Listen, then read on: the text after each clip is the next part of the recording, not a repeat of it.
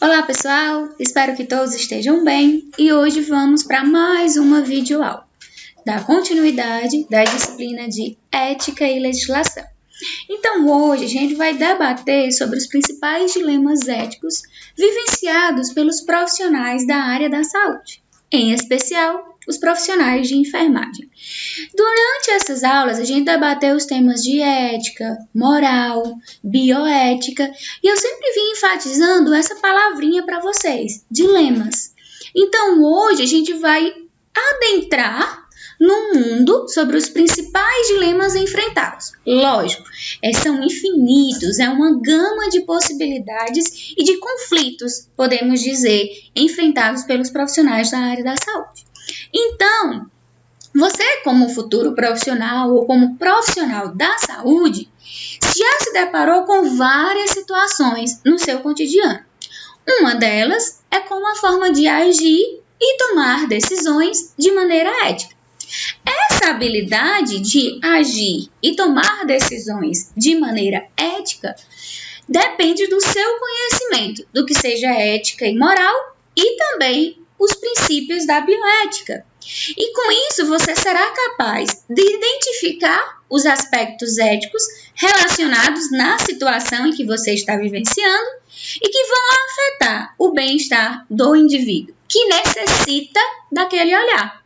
Então, quando eu trago para vocês esse exemplo, eu também trago relacionado à nossa conduta ética, a nossa conduta trabalhando num ambiente de saúde, seja em um PSF na atenção básica, seja em um ambiente hospitalar, numa UTI, em que a gente sempre está se deparando com diferentes conflitos, diferentes situações, das mais simples até as mais complexas.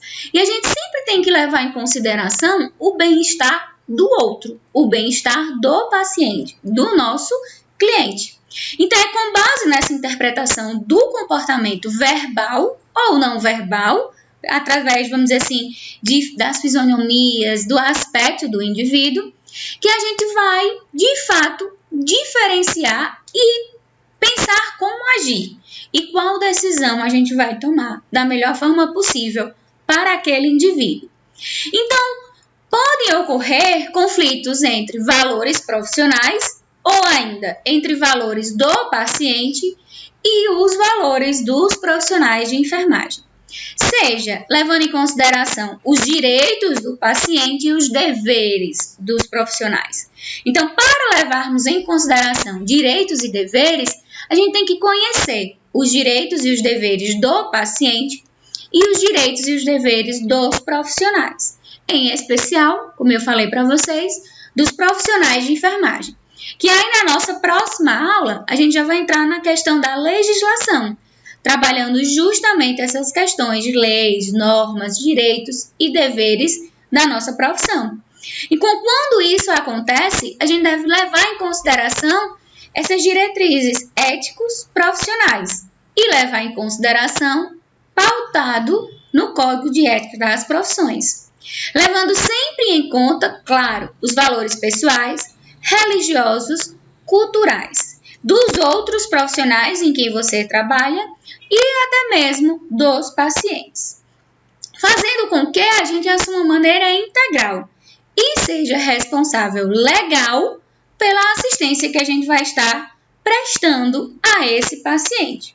Então, a gente tem que, como eu vinha falando para vocês nas aulas anteriores, trabalhar com uma equipe multiprofissional, levando em consideração sempre essas questões de valores, caráter, conduta, crença, cultura, para a gente conseguir, de fato, saber a melhor forma de agir e qual assistência ser prestada da melhor forma para esse paciente.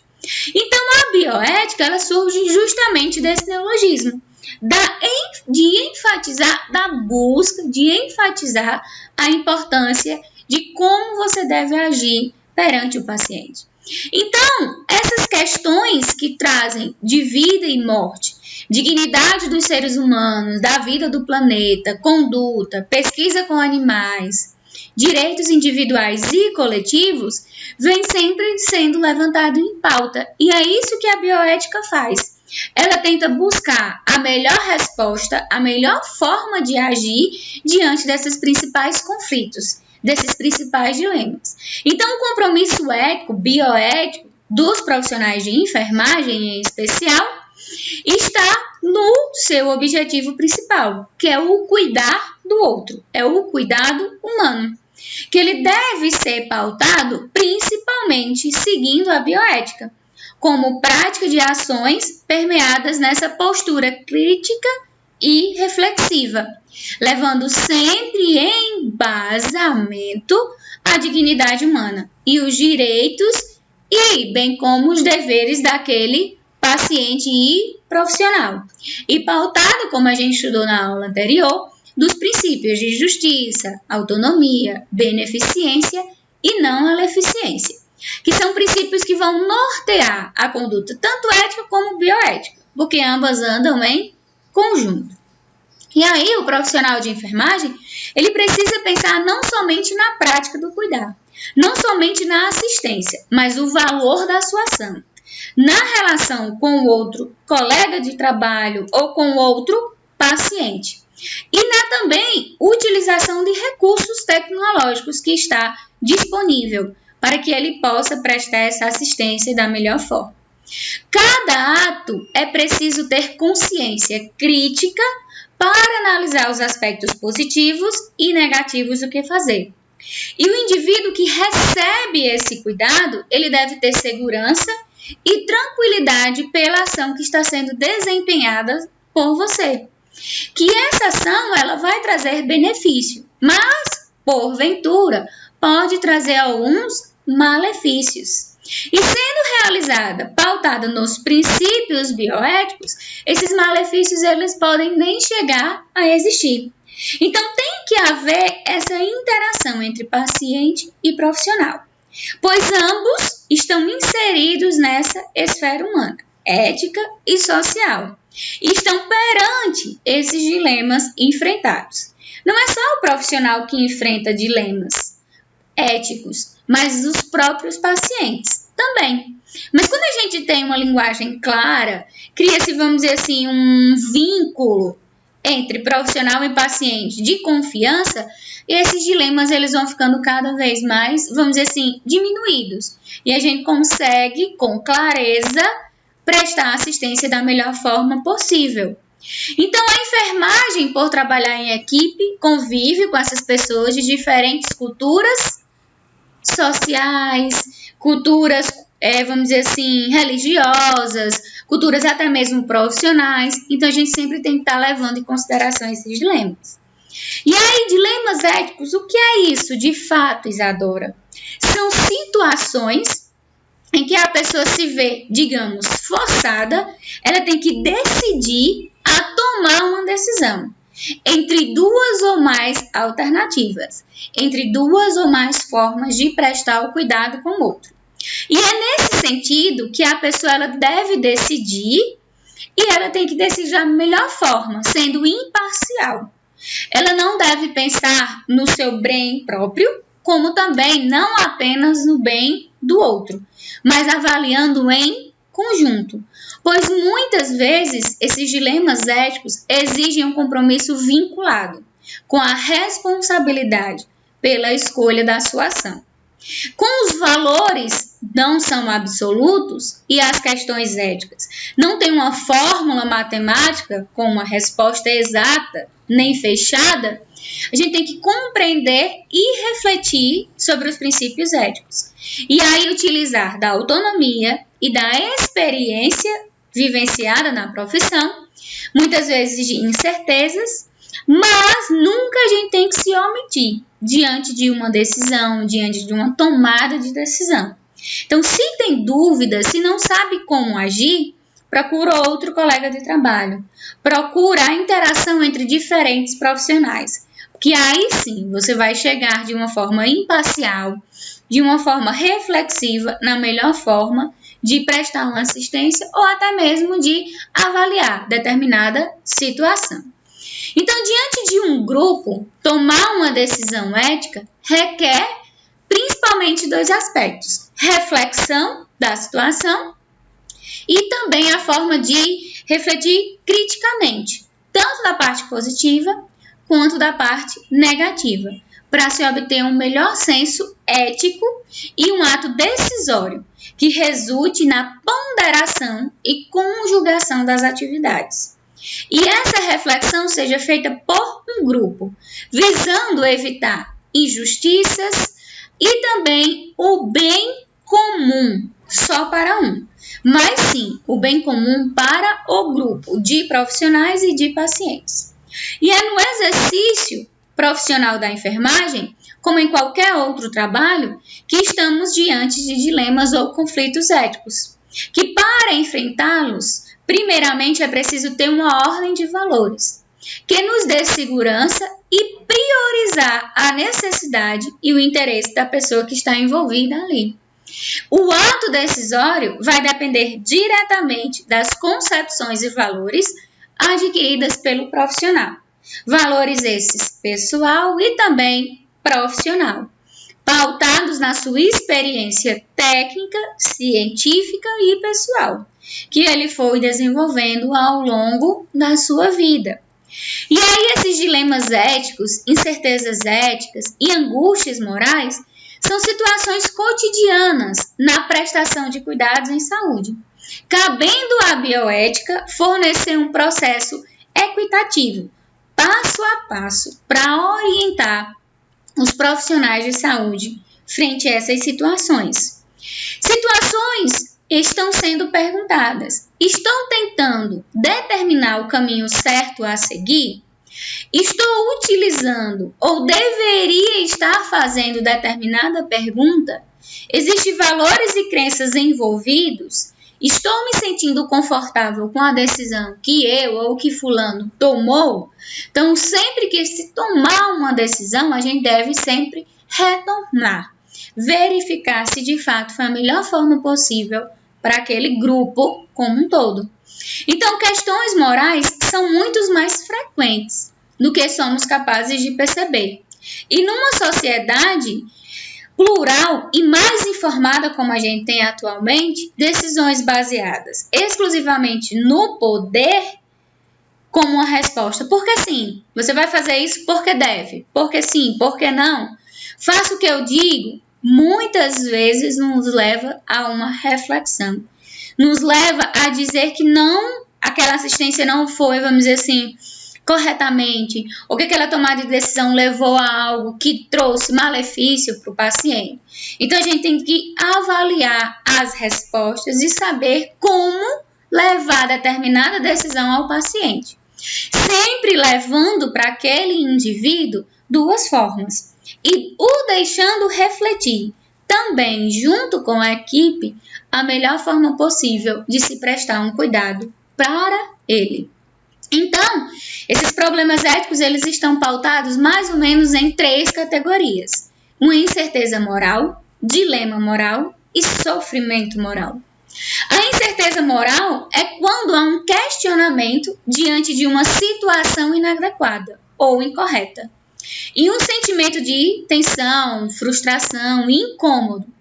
Mas tal situação não é percebida como um problema ético. A outra categoria é um dilema ético, caracterizada por 2 cursos distintos, porém unidos numa única escolha. Sofrimento moral é a situação em que se sabe o que é correto e o que deveria ser feito, mas não é possível se fazer, seja por ele individual ou institucional, e que você não consiga de fato realizar. Eu preciso prestar uma assistência ao paciente com determinados equipamentos. Mas, infelizmente, a instituição onde eu trabalho, o hospital, digamos X, não tem determinados materiais. Mas, mesmo assim, eu preciso prestar essa assistência segura para o paciente. Então, a gente tem que, vamos dizer assim, estamos inseridos nessa situação em que não é oferecido, digamos, pelo hospital X, pela instituição que você trabalha, maneiras que você consiga realizar a sua assistência na melhor forma possível. Mas não é por isso que você não vai prestar assistência com cuidados, com biossegurança, livre de danos para o paciente. Então, a gente sempre tem que estar revendo conceitos, revendo a forma de prestar o cuidado com o outro. E esses valores e crenças individuais e filosóficas, pessoais, desempenham um papel fundamental na tomada de decisão. Então, de que forma os profissionais de saúde, na enfermagem, decidem entre o que é certo e o que é errado?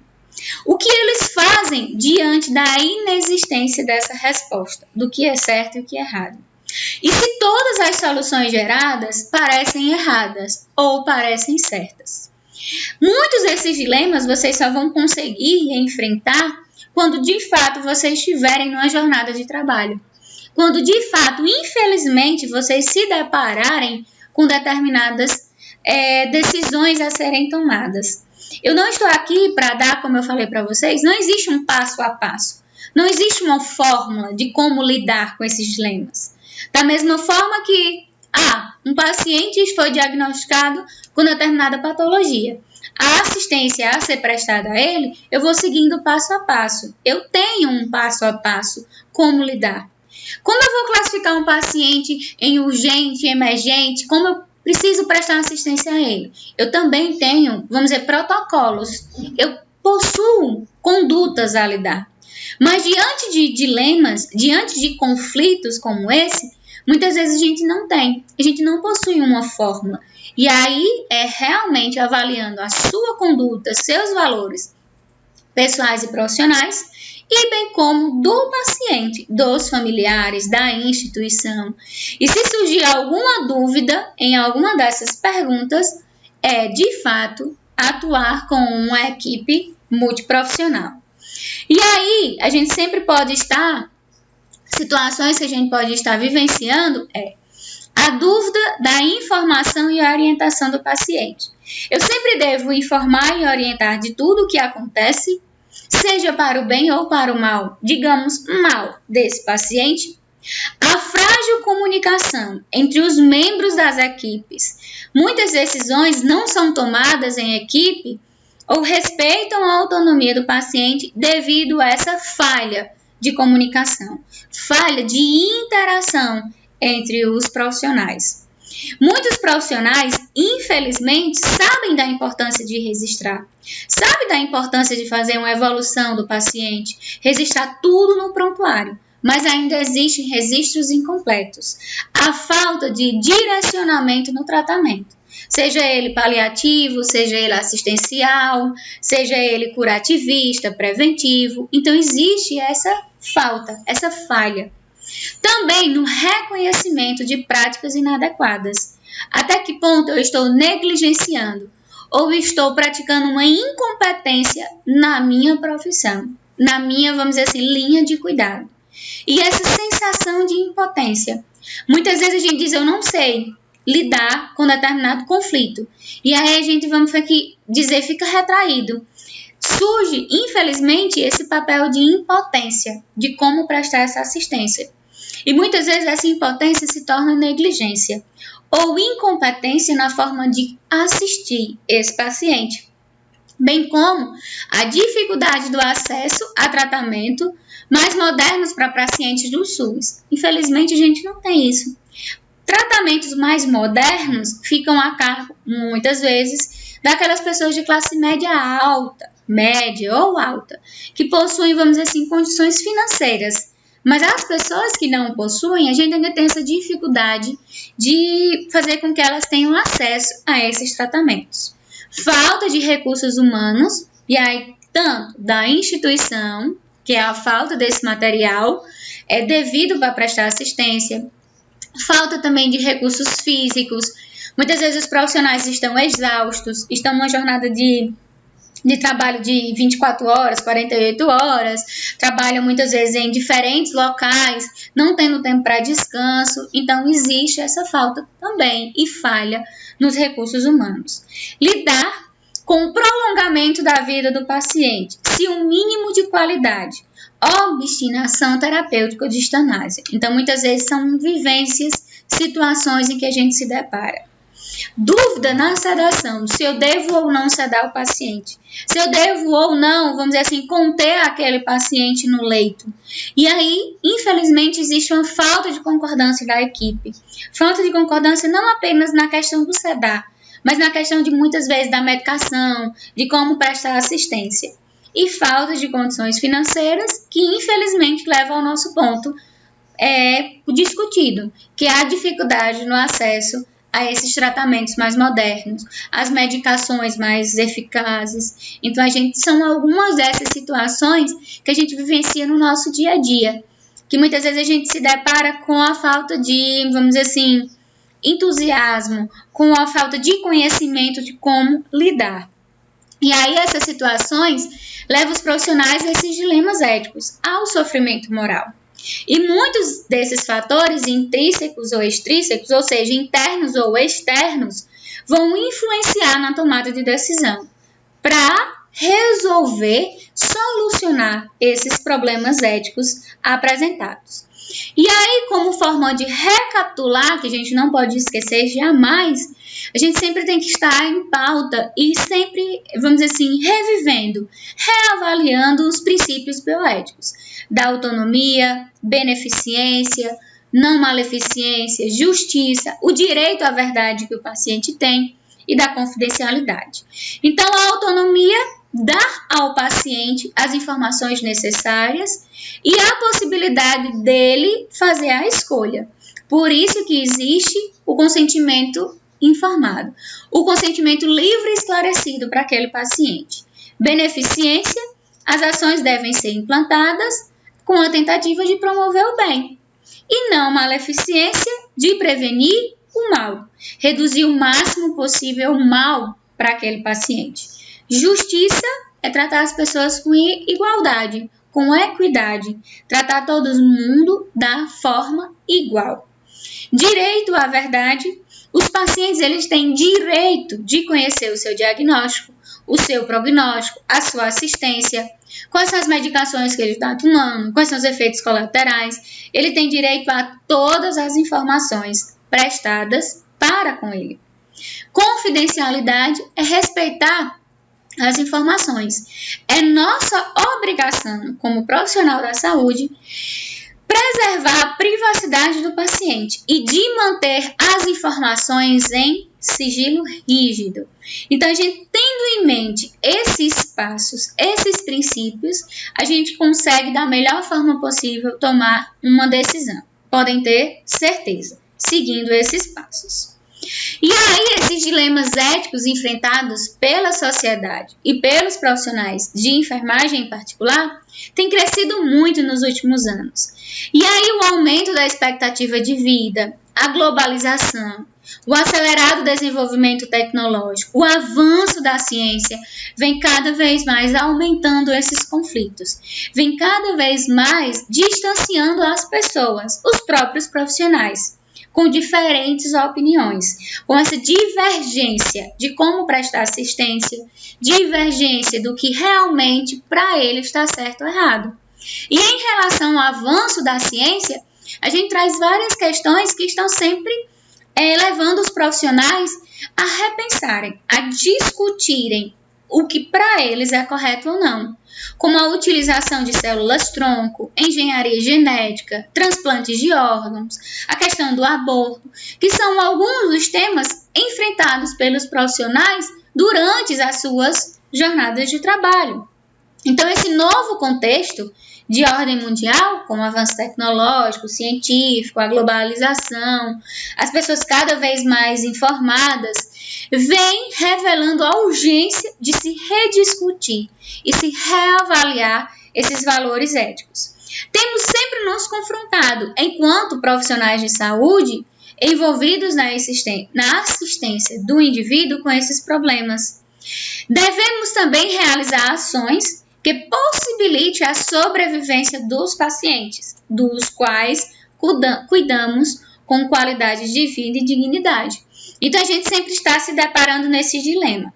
Então, até que ponto a ciência, os profissionais de enfermagem podem ir para possibilitar a sobrevida do paciente?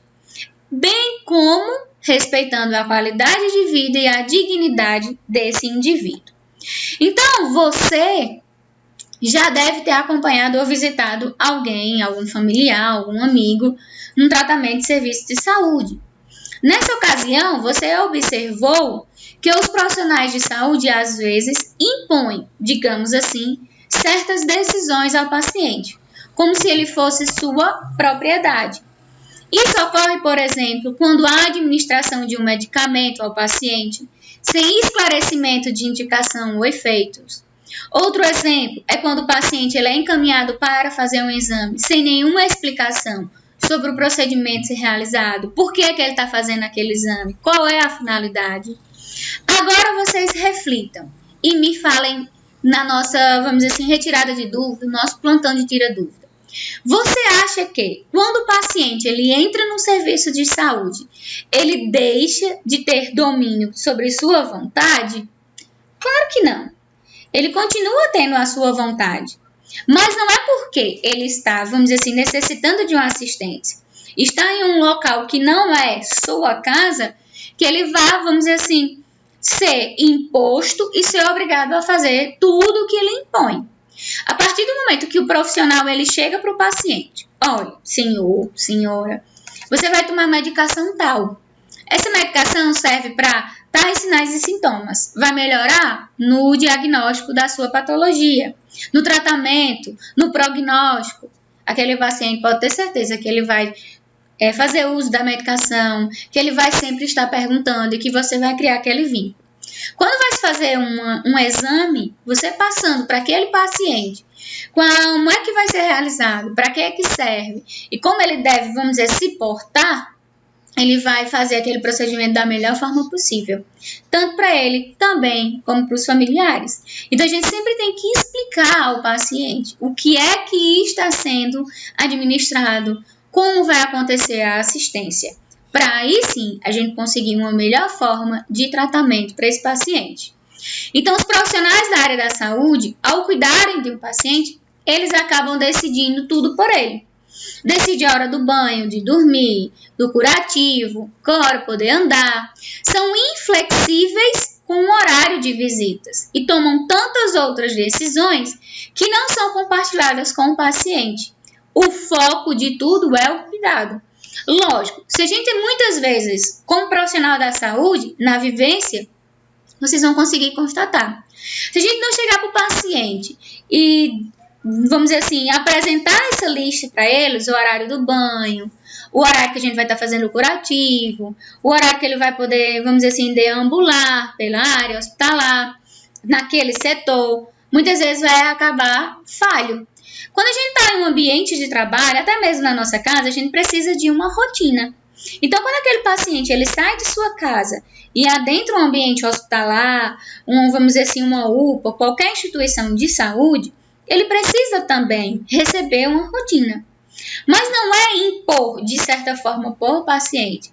A gente também tem que avaliar a questão da necessidade, a questão da idade, a questão se ele precisa estar com algum acompanhante ou não, a questão de como aquele paciente vem melhorando ou se ele está piorando. Então, poucas, infelizmente, alternativas são dadas ao paciente. Eles esquecem, muitas vezes, os profissionais, que o paciente ele tem o direito de decidir sobre sua pessoa, seu tratamento e seu bem-estar. É necessário um caminho que ajude a conduzir essas decisões entre paciente e os profissionais que estão ali envolvidos. São decisões que envolvem responsabilidades, direitos e deveres dos pacientes. Para resolver possíveis conflitos e desafios impostos pelo exercício da profissão, é que foi lançado o Código de Ética dos Profissionais de Enfermagem, que deve ser seguido, bem como a questão dos seus valores e princípios pessoais e profissionais. Então, os dilemas que a gente vai discutir, um dos principais dilemas, a gente tem o uso do contraceptivo, que logo no início foi uma questão, vamos dizer assim, muito discutida. A igreja é altamente contra, ainda existem locais entre essa discussão, como eu falei para vocês na aula anterior, entre essa divergência entre a ciência, a igreja, a religião. Então, o uso de contraceptivos, esterilização, aborto, concepção assistida, doação de sêmen ou de óvulo, a morte, o morrer, paciente na fase terminal, como deve ser prestada assistência, a questão se realiza ou não eutanásia, suicídio, transplantes de órgãos, doação de órgãos, códigos de ética das diversas profissões têm que ser levado em pauta e discutidos, experiências entre seres humanos, animais, meio ambiente, pena de morte. Então, todos esses são alguns dilemas enfrentados no mundo e principalmente em consideração ao ambiente de saúde. Então, a gente tem como início da vida um conceito muito importante para que possa desenvolver uma reflexão ética e bioética. É o de vida humana, pois a bioética ela vai respeitar a vida humana fundamental, desde o seu início até o seu final. Então, mas de fato, o que é essa vida humana? Como podemos defini-la? De acordo com algumas teorias da embriologia, a vida humana inicia-se no exato momento da fecundação, quando existe a união entre o gameta masculino e o feminino. Eles se unem, formando um novo código, ou seja, um novo embrião, um novo indivíduo. E é nesse momento que se inicia uma nova vida, um ser humano com o seu próprio código genético. E é a partir desse momento que a vida ela deverá ser respeitada. Então, a partir do momento em que não acontece o respeito, desde a sua concepção até o final, a gente está infringindo os princípios bioéticos e éticos. A gente está passando por dilemas éticos. Então, o valor da vida humana é fundamental para a bioética. Então, você sabia que durante a sua vida profissional, você vai se deparar com vários momentos necessários para tomar decisão. E é de extrema importância o entendimento de tal fundamento ético, pois se ele não está bem entendido, essa questão entre ética, moral, bioética, valores pessoais, valores profissionais, você poderá encontrar, como eu falei para vocês, dificuldade em enfrentar esses desafios, vamos dizer assim, vivenciados pela profissão. Então, quando o fundamento ético está compreendido, ele não precisa ser lembrado a todo momento, pois se tornará a base para as suas tomadas de decisões. Alguns conceitos são importantes para o enfrentamento de questões bioéticas, como o ser humano ele é único, ou seja, as pessoas são diferentes. As pessoas têm características diferentes, anseios, necessidades. Portanto, cada uma merece ser respeitada pela sua dignidade, pelo simples fato de ser pessoa. Então, é dessa forma que todas as reflexões e ações, elas surgem. Que todas as reflexões e ações necessitam de uma posição sua perante aquele conflito ou situação. E aí a gente inicia com um dos principais exemplos dos dilemas, a questão do aborto. Lógico, eu não estou aqui para dizer quem é a favor, quem é contra, quem está a favor é certo, quem é contra está errado.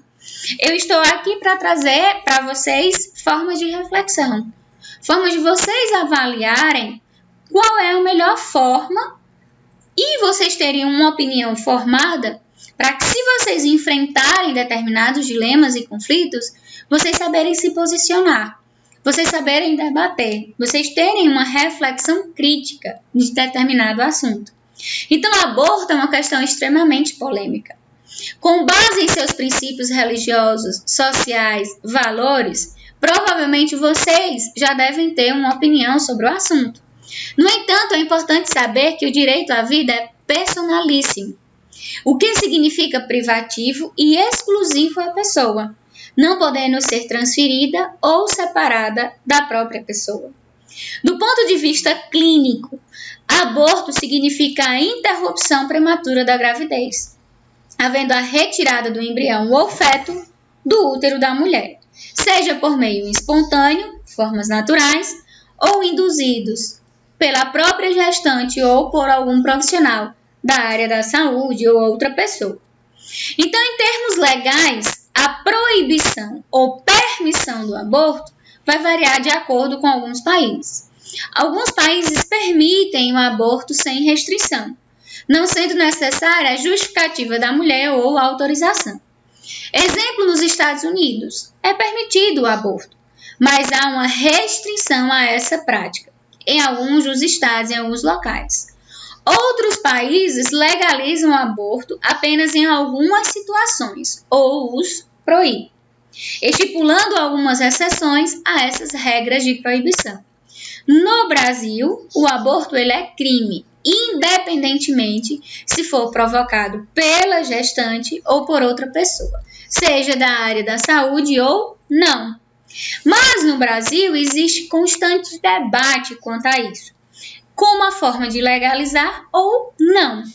Até o prezado momento, ele só é permitido, o aborto, se tiver risco de vida, ou para a mulher ou para o bebê, gravidez resultante de estupro, ou se o bebê estiver diagnosticado durante o pré-natal de anencefalia fetal e a gestante ela queira interromper a gravidez ou seja avaliado que aquele bebê de fato não tenha vamos dizer assim, prognóstico, não tenha uma sobrevida.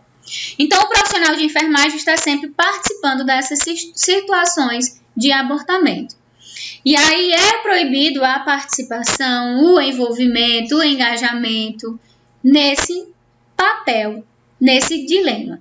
Por mais que você seja a favor, a gente tem que estar inserido, aí vem a questão dos valores profissionais. Então, aqui no Brasil é proibido, livre dessas exceções. Se você se deparar com algum desses casos, risco de vida, resultante de estupro e a mulher ela querer interromper, claro, e anencefalia, tudo isso pelo consentimento da gestante, e você participa desses fatores, lógico, você está legalizado. Mas, se não tiver nenhum desses 3 casos, e você fizer parte, você está, vamos dizer assim, infringindo os princípios da bioética. E aí, outro ponto é a questão das células-tronco, muito discutidas pelos profissionais, e que existe uma divergência muito grande entre eles. Alguns profissionais são a favor e outros são contra. Mas o que seria de fato essas células-tronco? Que muitas vezes a gente escuta tanto falar e não sabe. Então, são aquelas que têm a capacidade de autorrenovação e diferenciação em muitas categorias de células. Se dividem e se transformam em outros tipos de células, muitas vezes chegando até, vamos dizer assim, a tratamento de patologias e até mesmo a cura de determinadas doenças. E existem 3 formas de se obter essas células-tronco. O primeiro corresponde a questões embrionárias, e ainda está dentro do embrião, que você faz a retração dessas células. Outro ponto é a retirada dessas células em adultos, bem como pode acontecer de forma induzida em laboratórios. Então, você pode obter essas células na forma embrionária, ainda durante a gestação, em adultos, em alguns adultos, e também você pode, vamos dizer assim, criá-las. Você pode confeccioná-las, induzi-las no laboratório. E é a partir de então que a pesquisa nesse campo mergulhou em controvérsias éticas, consequentes de um desconforto público, quanto aos possíveis impactos negativos a esta e às outras futuras gerações, já que a obtenção do material genético implicaria na interrupção do desenvolvimento de um embrião. E aí essas pesquisas com as células-troncos, levando em consideração fatores embrionários, explorou medos profundos. Algumas pessoas, possibilitando e levando ao ponto que é clonagem humana. A utilização e colocando-se em prática a questão da clonagem humana, da mistura de espécies entre homens e animais, criando as possíveis quimeras, a mercantilização do material biológico humano e mesmo a imortalidade. Então, embora essas preocupações com as ciências e suas implicações não sejam novas, esses estudos eles oferecem a oportunidade de discussão, porque por um lado trazendo essas, vamos dizer assim, questões à tona, em outra contrapartida, muitas pessoas já fizeram uso e obtiveram, vamos dizer assim, resultados positivos. Mas a gente sempre tem que focar e recapitular os princípios da bioética. E aí essa polêmica em relação à utilização de células-tronco passa pelos mesmos sentidos do aborto. Deve-se considerar que um embrião é ou não um ser vivo. Também conhecidas como células estaminais, elas têm grande capacidade de proliferação. E é por isso que é fundamental para o estudo de diversas questões biológicas. O principal objetivo das pesquisas com célula-tronco é usá-las para recuperar tecido genificado por doenças e alguns traumas. Elas são extraídas a partir das células do embrião e por isso alguns críticos criticam o uso dessa interrupção à vida. Da mesma forma, existem pessoas que são favoráveis, que acreditam que o embrião não é um ser humano e, portanto, não há danos à vida quando tiver a restrição dessas células-tronco. Então, vários países do mundo também já estão legalizados e sempre estão debatendo essa questão de proíbe ou permite o estudo com células-tronco. Outro papel e outro ponto que a gente também tem que levar em consideração é a questão da doação de órgãos e transplante de órgãos. Então, a gente muito escuta falar essa questão de fulano está na fila de espera para receber o fígado, coração, transplante de órgãos, uma questão de doação de órgãos. E aí a gente tem no hospital profissionais responsáveis por fazer, digamos, essa capacitação. E aí você já deve ter ouvido, claro, na mídia, nos ambientes no hospital, essa questão do transplante e doação de órgãos. O transplante constitui atualmente um importante recurso terapêutico para pacientes com insuficiência, seja em um órgão ou em algum tecido. E é com esse procedimento que vai trazer benefícios para o paciente. Além de aspecto biológico, envolve também a compatibilidade entre o doador e o receptor. Existe também um aspecto cultural e religioso, onde muitas pessoas não aceitam receber, seja sangue, órgão de outras pessoas. Então, a gente tem que levar sempre em consideração essas crenças religiosas, espirituais. E aí, entre a questão do transplante de órgão, infelizmente, o ser humano tem essas duas vertentes. O ponto positivo, a questão da cura, de melhorar a vida daquele paciente com determinada patologia. Mas a gente sabe que tem também as questões clandestinas. Muitas pessoas acabam vendendo órgãos, praticando a parte clandestina mesmo, dessa venda e transporte desses órgãos. Então a gente tem que recapitular e rever essas questões. E aí os transplantes de órgãos vêm provocando inúmeras questões éticas acerca da origem e forma de obtenção do material a ser transplantado e o tipo de procedimento a ser realizado.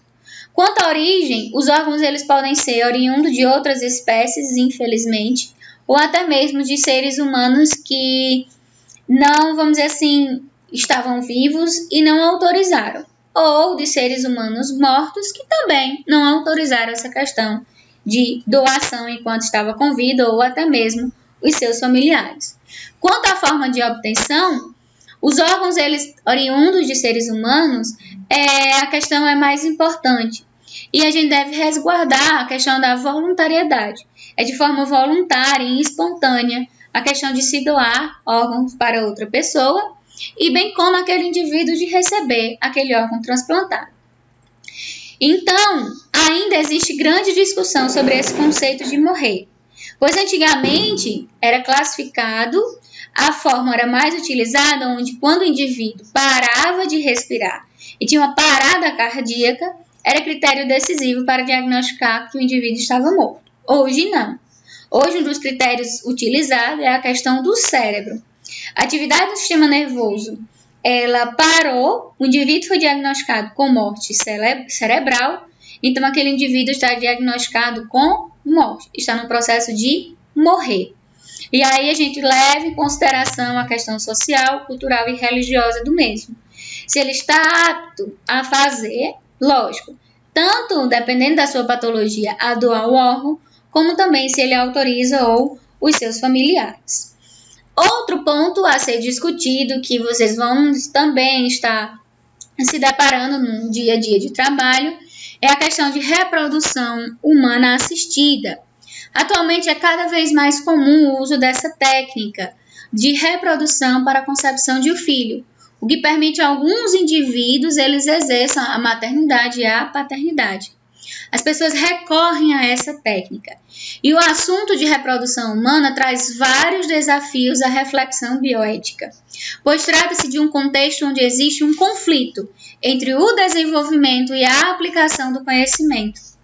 As técnicas de reprodução assistida foram introduzidas agora, no século XX, com a intervenção médica. A partir do entanto, tais técnicas e procedimentos puderam ser desenvolvidas e utilizadas para a anticoncepção, evitando também a gestação, quando não desejada, bem como a viabilização, a reprodução de que em alguma pessoa tem um impedimento seja impossibilitado de promover ou de ter essa gestação. Então, do mesmo jeito que o homem conseguiu colocar em prática a forma de ter essa reprodução assistida, ele também teve, digamos, o conhecimento e o poder em se colocar em prática também a forma de se evitar, de ter uma forma de anticoncepção por algumas pessoas que querem evitar essa parte maternal ou paternal. Então, com relação à reprodução assistida e fertilização in vitro, se tornamos como base um conceito mais conservador sobre status do embrião. Inclui-se a discussão e a controvérsias envolvendo o procedimento de redução embrionária, pois em tratamentos de reprodução assistida, a possibilidade de gestação múltipla é frequentemente altíssima. E aí é possível reduzir o número de fetos a serem gerados. Tal procedimento consiste em eliminar alguns embriões, gerando aqueles menos viáveis ou localizados de maneiras desejáveis. Então isso, quando a gente vendo no dia a dia, avaliando as pessoas como, é uma colega minha que quer ser mãe, ela não consegue por vias naturais, e aí ela vai realizar essa reprodução assistida. Mas quando a gente vem para princípios bioéticos pautados na princípio da saúde, a gente se depara com esses principais dilemas. Existem alguns profissionais que são a favor, que realizam essa reprodução assistida, realizam, vamos dizer, a conservação dos espermatozoides, dos óvulos. Tem profissionais também que realizam esse processo de contracepção, que a mulher ela se torna infértil, o homem também. Então, vai sempre estar em dilemas. Alguns profissionais vão ser a favor, outros profissionais vão ser contra determinadas situações e conflitos. Então, a contracepção de embriões in vitro é uma das técnicas de reprodução assistida e é um tema polêmico, envolve diretamente a bioética e traz diversos questionamentos, pois ainda é um campo de grandes conflitos e questões sociais, culturais e até mesmo religiosas. Aqui eu trago para vocês 3 artigos que falam um pouco sobre essa questão de reprodução assistida. Se vocês puderem baixar e dar uma olhadinha nele, são muito interessantes. Outro ponto é a questão da biotecnologia e engenharia genética. É quando o homem ele conseguiu identificar a questão do DNA. Ele conseguiu fazer com que altere os genes de muitas pessoas. Então, embora tenha benefício em codificar, o código genético da vida, em um primeiro momento, as pessoas ficaram encantadas e é necessário se atentar para os possíveis danos e riscos que tal intervenção pode trazer ao longo da história da humanidade. Pois é possível perceber, uma das importantes coisas é a questão da revolução tecnológica, que traz benefícios, custos e até mesmo, em contrapartida, malefícios. E aí essas discussões realizadas sobre o tema, biotecnologia e engenharia genética, surge um questionamento. Quais serão as consequências de tais transformações biotecnológicas ao longo do prazo? Essas transformações biotecnológicas, seja nos seres humanos ou em animais, ou até mesmo na natureza, pois a utilização de organismos geneticamente modificados, estando vinculado somente à vantagem que você deseja alcançar com as transformações inovadoras, pode não ser suficiente para a disseminação do uso de tal tecnologia. E ainda não está legalizado. Então, para legitimar esse desenvolvimento e utilização de tais técnicas, é necessário também analisar os riscos, considerar esses aspectos biológicos e os aspectos bioéticos, para assim colocar em prática ou não. Outro ponto é a questão dos direitos dos animais, que a gente até discutiu na aula anterior. É importante também levar em consideração os direitos. Não é porque são animais irracionais, não falam, não pensam, e ainda existem pessoas que defendem essa questão que os animais eles têm essa questão crítica, porém não tão desenvolvida, não tão racional como o ser humano. Mas não é porque, se tratando de algo irracional, digamos assim, que eles não possuem direito. Pelo contrário, eles possuem os mesmos direitos que os seres humanos. Então, ao lidar, vamos dizer assim, trabalhar sobre determinada forma de vacina, forma de medicação, fazer experimentos com os animais, a gente tem que sempre levar em consideração os direitos dos animais.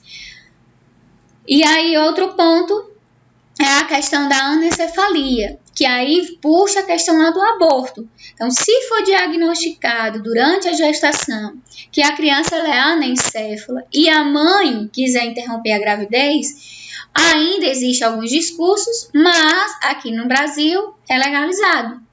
A anencefalia, muitas vezes, e infelizmente, pode ser vista por alguns profissionais uma forma de obtenção de órgãos, de obtenção também de doação, de transplante de órgãos para as outras pessoas.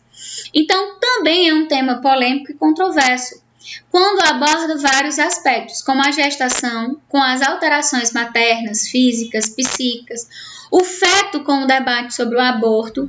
Então, isso muitas vezes nos traz como refletir. Não é porque muitas pessoas consideram que o indivíduo anencéfalo ele não vai ter uma sobrevida. Lógico, ele vai ter uma restrição. Ele não vai ser como um indivíduo que seja encéfalo. Mas muitas pessoas têm essa opção por desenvolver a gestação, por obter o seu filho, mesmo que seja por um período pequeno, que a gente não consegue, a ciência ainda não consegue estipular, por mais que tente ainda. Então, existe essa questão de controvérsia em se manter essa gestação apenas para a questão de doação e transplante de órgãos.